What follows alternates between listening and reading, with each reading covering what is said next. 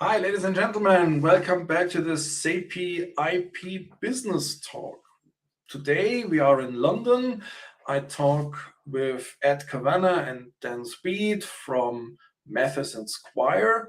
But before we start, just some for the guys who are maybe new and do not know our um, rules and our way how we want to communicate. This is a LinkedIn live show. That means that you can write your comments and questions under the post, in the comments, and then I see that here in the studio, and I'm happy to pick it up and to discuss that, to ask these additional questions at and then, and I hope we can make it in this way as fascinating as possible for all of you. So now, hello Ed, hello Dan. Thank you very much for Hello. joining us. Hello. Um, Today, we want to talk about protection of quantum innovation. That's a fascinating thing. It starts with a lot of questions for me. So, what is innovation, and why we can protect innovation and not inventions, and all of the things. But before we start, Ed, just explain us, how did you came into this strange field of this combination of quantum and pattern? So it's abstract, it's complex. How did you came into that field? Thanks for having me on, Alex. Like all patents attorneys, I started my career as a physicist. As a scientist, I was a physicist. So I did my undergrad and a master's, and the master's was in quantum information, which really opened my eyes to just how strange the quantum world was when you use it as an information processing. The concept of information processing using quantum entities. It's absolutely fascinating. So I decided to apply for a PhD, looking at sort of vague ideas in the field of entanglement. I actually sort of slightly went a bit sideways and ended up doing experimental superconductivity, which felt a bit like entanglement at the time. It's a bit different, but it's heavily quantum based, and I've always loved that kind of really weird world. A PhD showed me academia wasn't for me. That's fine. I much prefer learning about science from really excited and enthusiastic scientists than I do necessarily plugging away at the lab and doing the actual experiments. So when I finished my PhD, I left and went to work for a different law firm for a couple of years before coming to Mathis and Squire. Worked my way up through through the levels until they made me partner a couple of years ago. And it was sort of around that transition point that I recognized that particularly the hardware side of quantum computing had really taken off to the point where it felt like this was going to be an industry that really was going to, it always felt so far away, even in 2008 when I did my master's. It felt like the hardware side was what was going to really let people down. It just didn't seem like we were going to make it. It was too noisy. It was too finicky. The decoherence times were too short. And we've had huge leaps. It's incredible. I didn't think we'd be this far, this fast. And so I see quantum as the quantum information space, certainly, as this incredible opportunity. And it's an incredibly dynamic and sort of self-propelling field. People are doing incredible stuff. So as part of that, we, Dan and I and a couple of other partners here, set up a quantum group to specifically try and target and capture some of this this energy that was coming out of the field. So that's kind of how we ended up on your show, I suppose. That's just condensed 20 years into into a 5-minute spiel. Yeah. Thanks so much. Dan, how was it in your case? Yeah, so I guess my trajectory was fairly similar. I mean, I started out with an undergraduate in mathematics, basically, and was kind of fascinated with maths just for the sake of it. And when I went to do my PhD, I sort of leaned a lot toward into mathematical physics, and that was kind of my avenue from into kind of quantum information theory. and quantum computing is a much more of a mathematical perspective rather than, say, like a physicist perspective. But as I was sort of progressing, I found myself just simply becoming more and more fascinated by the application of that knowledge to all aspects of quantum, really. I mean, software kind of leans in towards the math side of things a little bit more, but having this mathematical background, it's been really quite rewarding for me to see how useful that is in the field of patent law, and how it sort of transitions when you're drafting applications and things like that. And it's sort of a good stepping stone for me to get into patent law. Yeah, I mean, I guess after doing a PhD and with some postdoc work and some teaching experience at university, I moved into patent law for that reason. And I guess also one of the other drivers really is you're less focused, I guess, in patent law than you would be in academia in one aspect of quantum technology. And I like that a lot, sort of being able to change around and learn about lots of different things, which I find really enjoyable. Thanks a lot. So, and in addition, we have today quantum IP expert contributors, Virginia Driver, we have Eric Lumens, we have Angie Miller, Guillaume Stern, Petronella, Antonia Bauer, Freddy Guimeni, Henry Won, and Udo Gennari. Thank you very much for joining us. Thank you for discussing with us these topics. And now I would like to start. So when we think about quantum inventions, okay, not innovation, inventions, then they combine typically hardware architectures, not nitty-gritty details, architectures, control systems, protocols, software, and in addition on top, mathematical methods, which are anyhow implemented in that software. So when now somebody comes up and says, I would like to have a patent application for that. So what do you do to find out what is now really the technical contribution? I mean, on the one side, for getting a patent anyhow, but at the same time, to find out what is really the core where the patent is needed, so to speak, in terms of a forbidding right and not just getting one. Mm-hmm. So how can you, in this very, very complex situation, how can you puzzle out what is really the core, the essence, and later on economically crucial? So, I mean, that's obviously something that you should be hiring an attorney to figure out. And you do hit on an interesting point that perhaps a naive approach might be, if you took a not very interested attorney, perhaps they might say, yeah, we can get you a patent for this kind of aspect here, without really questioning, is that valuable to you? How does that fit into your business plan? How does that fit into your model? What's the point of all this, right? So actually, we tried to take it kind of a step back, right? And if you're going to hire specialist IP advisors, such as Dan and I, you should use them.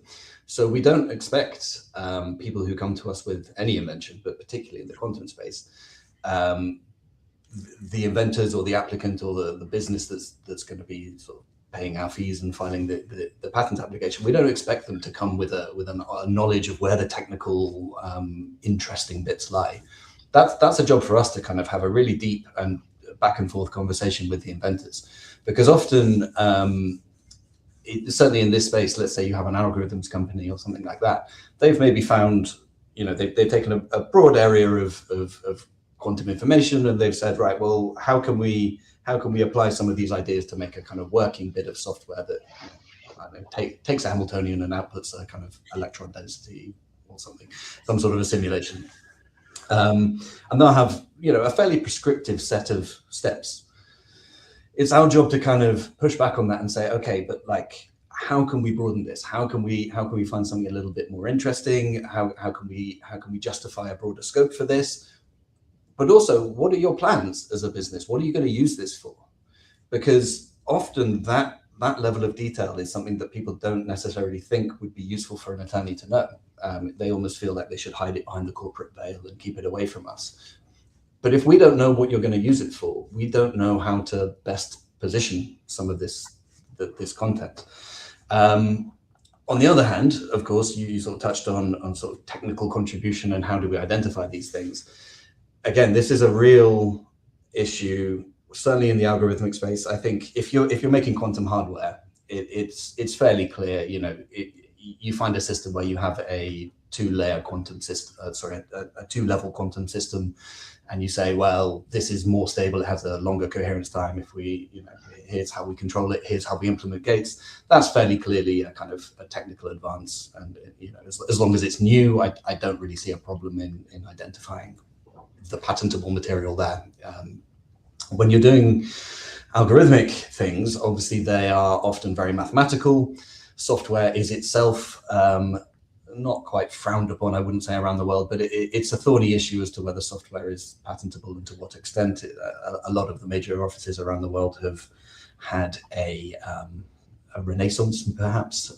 They've really had to think quite hard with the advent of AI and quantum computing. Quite how do these new technologies fit into the existing frameworks for what is software? How does it work? And how do we decide whether or not to grant a patent on it? So you have this intersection of incredibly mathematical principles, software, which is always a bit shaky ground, and the ideas are sometimes kind of viewed as quite abstract because the quantum world is weird, and it's not always apparent that we're talking about these really abstract, vector and matrix systems that we claim represent some interesting facet of the real world, but they can feel very abstract. And so part of our job really is to obviously stay abreast of the developments in the legal systems around the world. What are they looking for in quantum technologies in particular? What kind of ideas will fly, frankly?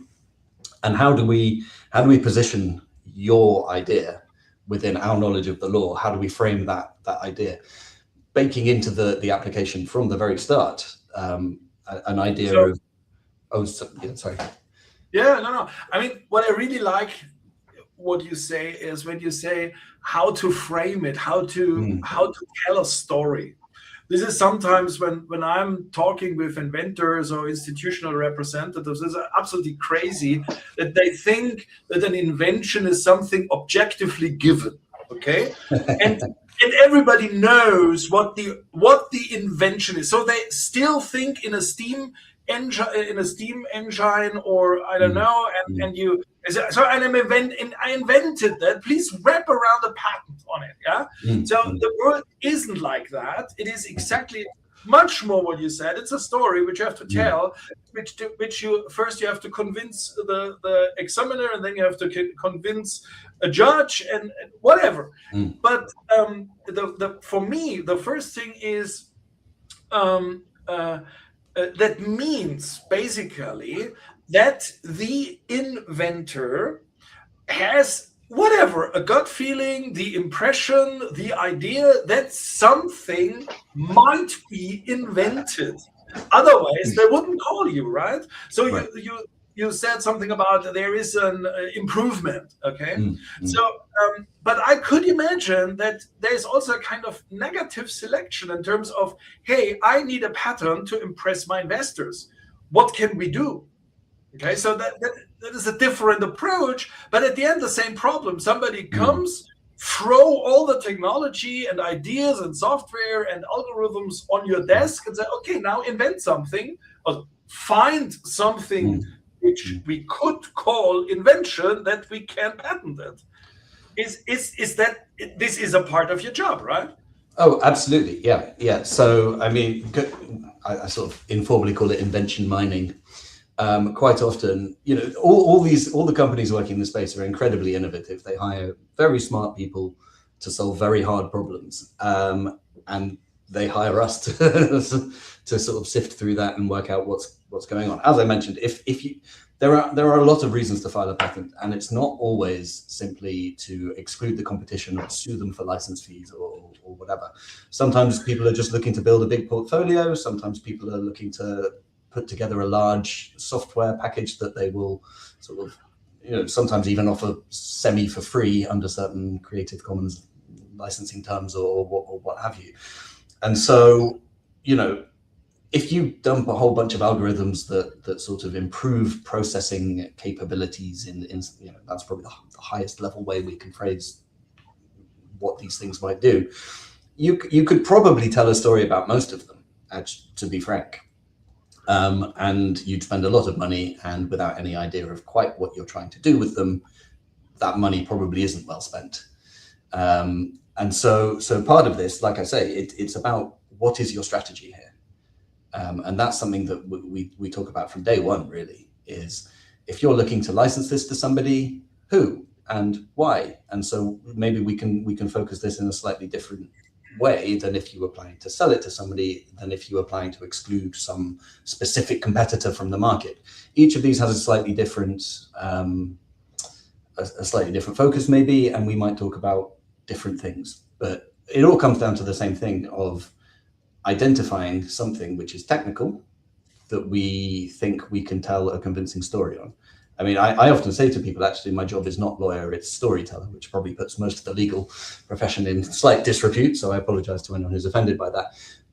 But ultimately, we are trying to tell a story to a judge, to an examiner, to whoever. We are trying to think things like, is this technical? Does this solve a technical problem? Is it obvious, or does it have an inventive step? These are not binary things. There is a gray area, and it's our job to argue in that gray area. And that means when we first produce the document, we want to have baked into it a story that we're going to tell. A lot of these, a lot of the applications we file, for example, they start off. The core of them is an academic paper that's about to be published. So we're trying to sort of get ahead of that for the inventors, so that they're then free to publish.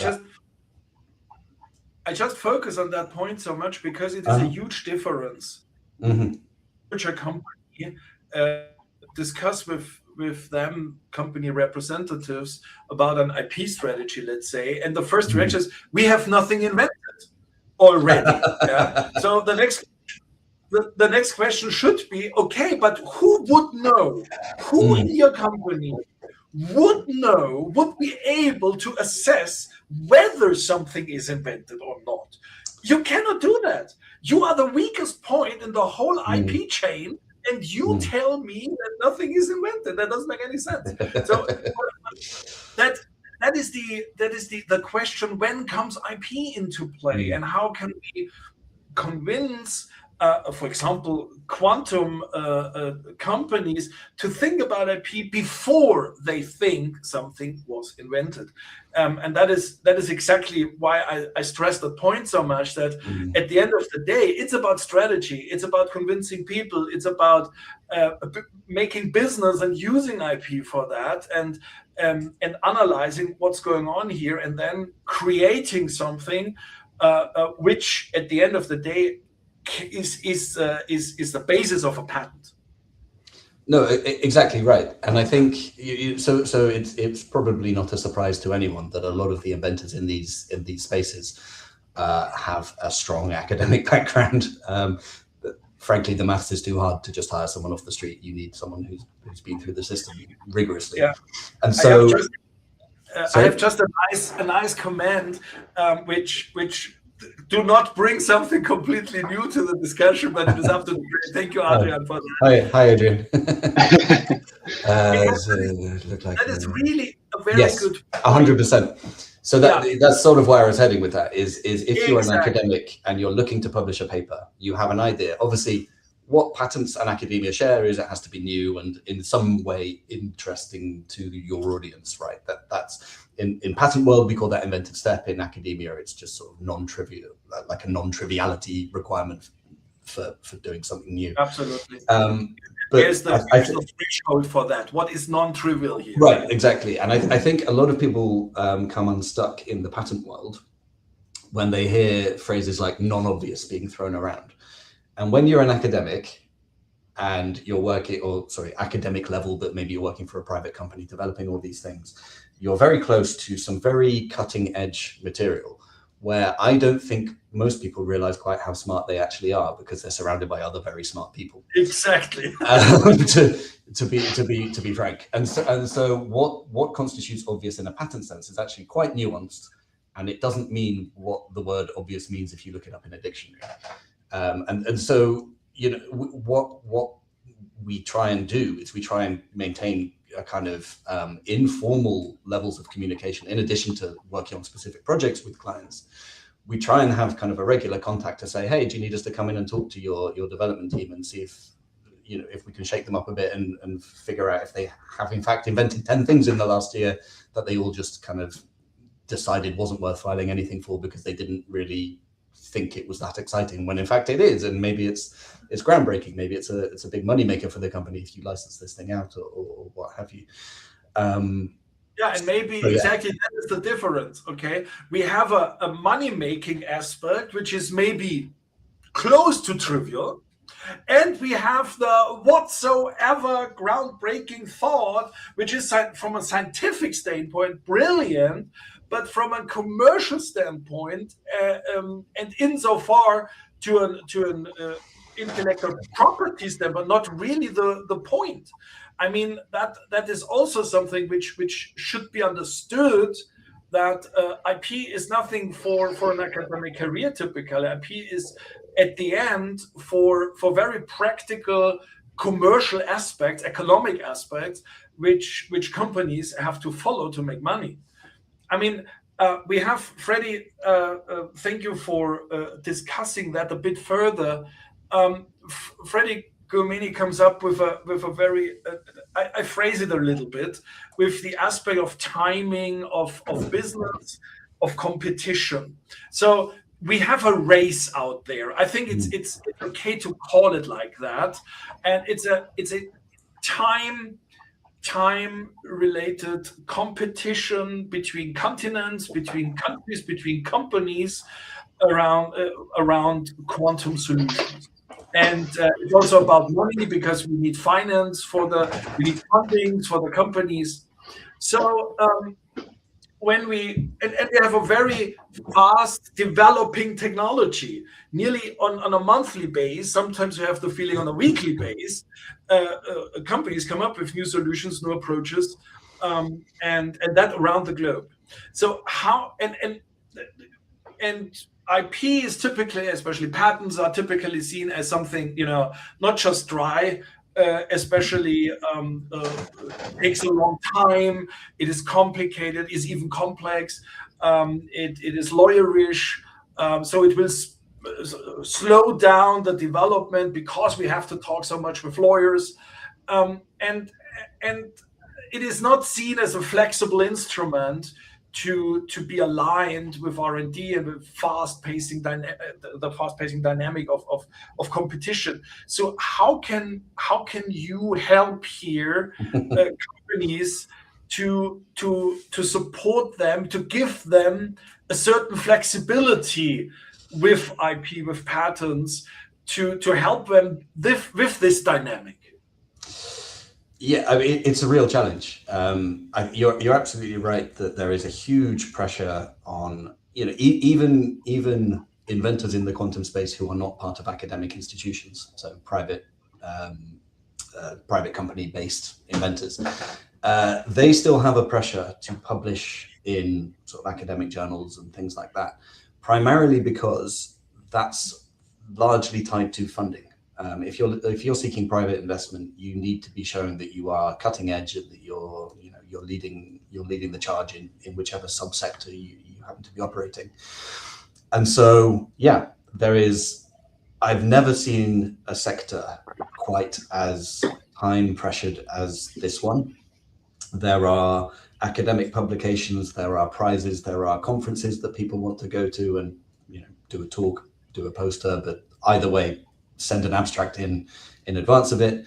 There are deadlines throughout the year that we are forced to sort of interject and say, okay, sure, but we now need to sort of push your deadlines back a bit so that we can slot a patent application in there. Flexibility on our end, I think, is probably the most valuable thing for the people we work with.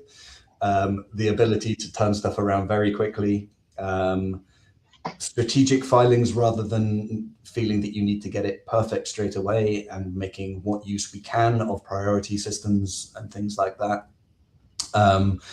Just being prepared to discuss at short notice with the inventors exactly what they see as the invention. So we need to be very good at picking up ideas quickly and turning them around quickly is really the answer. Which comes back, to what exactly is the invention. So Matthias comes up with a very, very good point, that it is characteristic for especially inventors with academic background, and even when they work in academics, that sometimes they don't see these, let's call it nitty-gritty details. It's nuts and bolts, which makes the system working, which makes it practical, stable, something like that. And they confuse it with the overall academic contribution, which is typically much bigger, but has not this practical, concrete application and impact at the end to make things feasible. I remember to the early days of lasers, and the laser patents itself were absolutely not the trick. The point was the cooling, and this huge problem of cooling these lasers, and that were the technology and the patents, which were at the end the most valuable at all. Yes, so, of course. And thank you, and hello, Matthias, thanks for your contribution. Exactly right. Having a kind of a different lens on it to the inventors is something that we can also bring. I think inventors, as I've mentioned, they're at the cutting edge of a very particular field, and they don't necessarily have the ability we have, because we don't live in that region. We live slightly distant from it, to step back and look at the thing in context. So that's absolutely right. I mean, ultimately, whatever you're choosing to use your IP for, should you be lucky enough to get it granted, it has a blocking effect. And so, as your lasers and cooling example is really interesting. What's the point of a laser if you can't use it for more than half a second before the whole thing melts, right? So if you control the cooling technology, you de facto control the laser space. Absolutely, that kind of slight distance from the coal face that we're able to bring, I think, can be incredibly valuable. Yeah, the ongoing discussion in the chat is something which triggers me also. It's about how can you quantum technology is quite complex. So whatever in whichever part we look at in it, so it's a sensing, is it computing, is it communication, whatever. And it is typically a stack of technologies. We have processors, we have photonics, we have control electronics, algorithms, as I said, cooling, and all these aspects have to work together in a coherent way when we want to get an international protection architecture. This is what Udo already asked. So we have different jurisdictions. You had made the example of software, and here our software comes on top, so to speak, to all the quantum issues which we have already. And how can we make sure to create a coherent protection architecture at the end for the business, which the company would like to do in the future based on their technology? How do you approach that?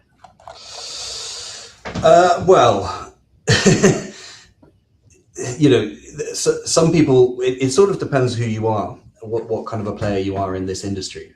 There are some people who are very happy to focus on we're an algorithms company. We're going to produce stuff that's going to be great to run on various hardware. We're aware of what hardware's out there, and maybe we sort of tailor it a little bit to those hardwares, but ultimately we're never going to be going off and making our own quantum computing device. So we're just going to have to use what's out there. And likewise on the hardware side, Sorry. This is the logic of software when you have a compiler and the compiler is translating a C code or C++ code in a machine, independent machine code which could run on every processor or whatever. So that logic exists also in the classical computing. Exactly right, and there are a lot of analogies between the kind of Yeah. classical computing, or even sort of classical processors that are being used in kind of novel ways. The AI industry, for example. So you can either imagine a world in which a lot of small players get kind of IP in their own silos, and then they all try and either compete with each other or collaborate, depending on whether there's an overlap there. Similarly, if you're a giant company like IBM or someone like that, so Google, you might just decide to develop pretty much a working computer with an interface that people can use. You sell time on it, you offer to do error mitigation, and you offer to do compilers at the entryway. So all people have to do is say, look, here's a circuit, please run it, tell me what the results are. I feel like I might have come slightly off track as to what the question actually was. Apologies. The question was, when you have all of these different aspects, complex aspects of a technology. Let's say you have the processor itself or the mechanics, you have the photonics, control electronics, algorithms, protocols, error correction. All these aspects has to come together. Yeah. We have multiple jurisdictions in which we have to follow certain regulations to what is at the end eligible, patentable, and not. How can you get a coherent protection architecture in such a situation? Right. So I suppose either you aim to obtain your own IP across the whole stack somehow.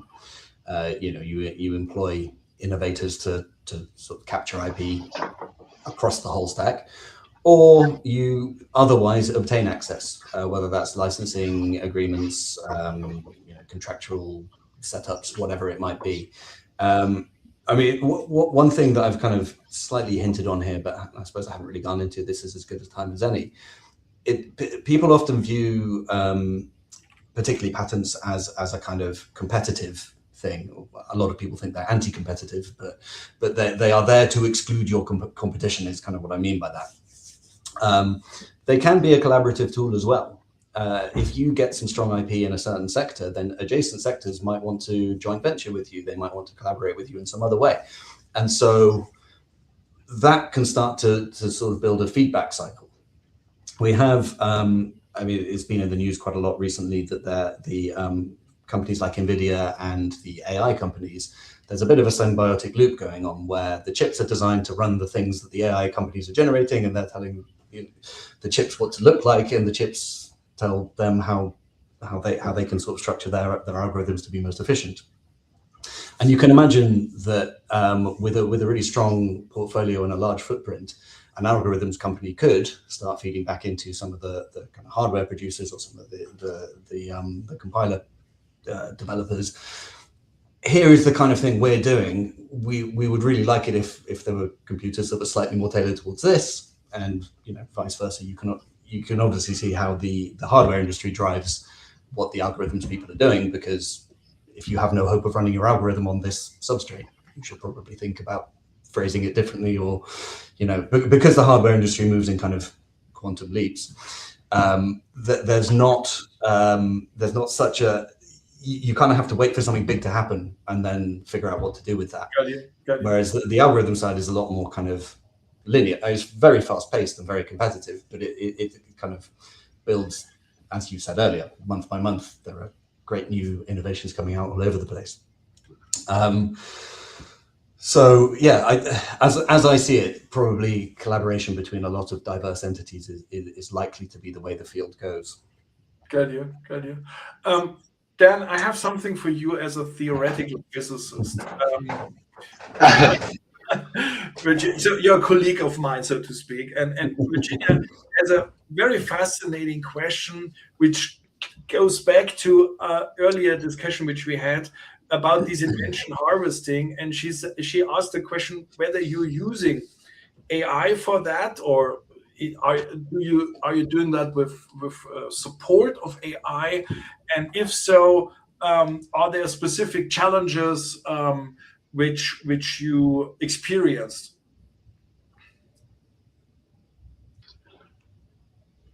Oh, is that for me? Yes. It can be. Oh, sorry. So, well, I personally haven't used AI for invention harvesting. To be fair, I'm still sort of going down the manual route of reading research papers, reading Okay. research papers by myself and background knowledge that way. Okay, thank you. Yeah, I mean, it's a fascinating thought, and I could imagine that well, but I have also heard about certain downsides of doing it. So yeah, we will see how that will change in the future, definitely. Okay. Yeah, I have a question from an ambassador of the IP Business Academy, Amele van Atala, and she asked the question whether there are certain critical business clauses which we have to take into account. I don't know whether that falls into your area, but I think it's interesting because at the end we have these investments and we have these constraints when companies are founded out of university, and then patents are binded, and or there is a certain regulation or limitation how to use that. Is that something with which companies come to you, or is that sort of, yeah. So I don't know how much anyone in the audience knows this, but it's probably worth repeating. We are not solicitors, we are patent attorneys. It's a different qualification. And so to the extent that we can talk about contractual agreements for R&D ventures and things like that, it's really from an IP lens. Is this good business sense, and will it hold up under contract law, is kind of drifting a little bit far from what we can do. So with that in mind, through the patent attorney lens, it's always seemed very important to really set out what everyone's role will be in this thing, who's bringing what to the table. Is it really a funding body with a development body, an innovation and funding coming together? Are there two people from different sectors both trying to innovate sort of collaboratively? Like, what exactly are we trying to do this for? And really being clear with yourselves and your lawyers and each other, what are we here for? And then, the most important one from our end is of course like foreground IP and background IP. So background, who's bringing what to the table? What happens to that? Does the other party have a license to use it forever, just for the duration of the project? What happens to stuff developed in the project? Who owns it? Who has a license to it? What can they do with it? And so forth. There's a lot of nuance that can come out of those discussions, and frankly, people can often come to the table expecting one thing, and it's not compatible with what their partner was thinking. So make sure you're clear on what's happening to the IP. All forms of IP, of course. You might get a patent out of it, you might not, but there'll be an enormous amount of know-how. How do we operate this machine, or how do we apply this protocol to systems?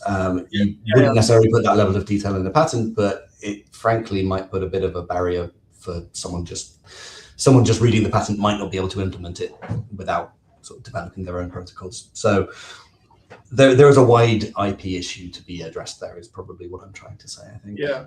So the recommendation is for especially to think about that, and to be clear on what is foreground, what is background, and what do we expect of the in this cooperation. So that kind of thinking, and not just jumping in and hoping the best. I mean, that is in fast-paced dynamic. Exactly. I mean, I often say with any agreement that you sign, you're signing it because you're friends now. And so a lot of this stuff doesn't feel that important because, we're going to be decent. Of course we are. We wouldn't be signing it with them if we didn't like them. And of course, whenever you have to enforce those terms, you only ever have to enforce them because that has changed. So, treat it like they'll be your worst enemy. even though they're your best friend right now. Not necessarily in an aggressive way or a way where you set up a really unfair agreement with them, but just make sure you're covered if things go wrong. You don't want to walk away from a joint venture that goes wrong having lost all of your IP to them, that they have a license in perpetuity or something like that. It's. So I have a question for you, which puzzles me a little bit. We have at the moment, quantum technologies comes more and more out of the labs, and we have field trials, we have customer demonstrations, we have every 2-3 weeks we have major publications from the big companies like Microsoft, who presented their quantum chip and so on. So we have supply chain partnerships now. So we see really a kind of industrialization of the quantum area. And so now it's really the time to decide for the companies, for the quantum companies, what to keep confidential and how to control technical disclosure during this, let's say, commercialization process. So is there a recommendation from your side how to deal this very tricky issue? I mean, it's probably case by case. I don't think there's really guidelines that directly, there's not a framework that I can easily set down that says always do this or whatever. That might be dangerous. Well, yeah, exactly. Yeah. Please, everyone, go away and please do exactly this and you'll be fine. That's something I would never say. What do you want to achieve from it, right? So there is a lot to be said for trade secrets in this space. If you're selling access to a software platform where you say, oh, we can calculate such and such a thing with much better efficiency, you don't have to tell anyone how. You just sell people a license to use, your portal into that system. So that it's always worth considering. And I'm not sure whether it's common knowledge among non-patent attorneys, but all patents are published and they become available, and you have to explain as clearly as possible how the thing works so that somebody else could go away and do it, except they can't because you have a patent, so you can stop them. And so it's part of the matrix of calculations that we do when we're advising people is, what is the likelihood of this being granted as a patent? Because you can end up in this unfortunate situation where you file something, it doesn't get granted, but it does get published, and then you lose all rights. Whereas if you kept it as a trade secret, maybe no one else would have figured it out. So that's kind of the trade-off we make. Guideline, right? So it is a risky issue, and you should be clear on your side. How big is your risk appetite on that?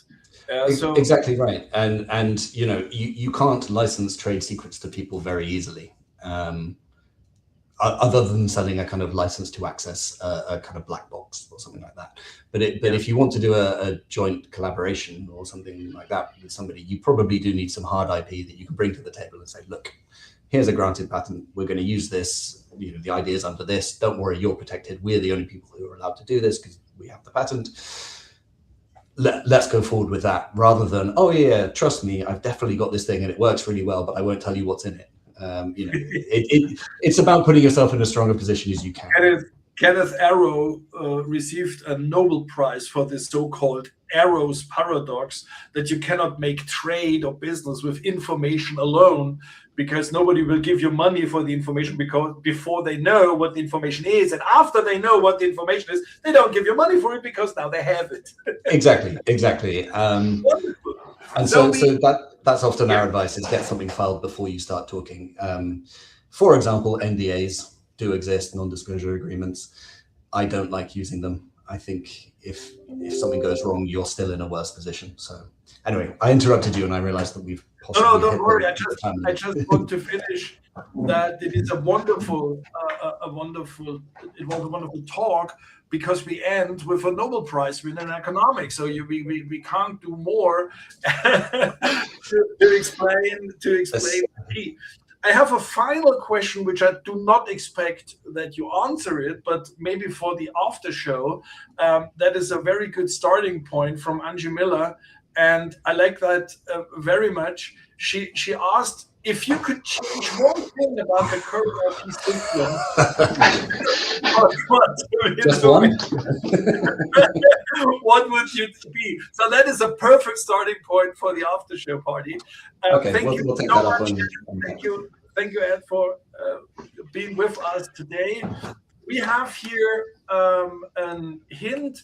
When you are interested in that topic, we have an industry focus online with lots of background.